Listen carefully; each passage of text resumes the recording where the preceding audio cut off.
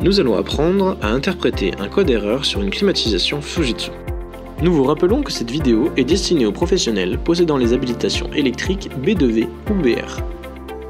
Avant de commencer, n'oubliez pas de vous abonner. Contrôlons désormais la présence de clignotement. Lorsque le voyant économie ou la valise clignote, un défaut est présent. Ce clignotement est accompagné d'un certain nombre de clignotements opération, puis un certain nombre de clignotements timer. Il faut compter ces nombres de clignotements, et cela nous donne notre intitulé de code défaut. Prenons un exemple.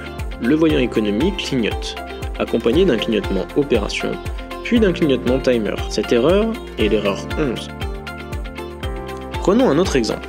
Le voyant économie clignote, accompagné de 8 clignotements opération, puis de 6 clignotements timer, et ainsi de suite.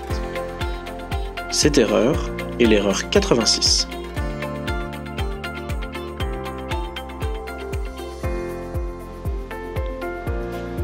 Pour faire un reset, coupez l'alimentation de votre installation. Il est nécessaire d'attendre 3 minutes. Remettez ensuite l'alimentation. À la remise sous tension, il est nécessaire de patienter 3 minutes afin de vérifier le bon acquittement du défaut.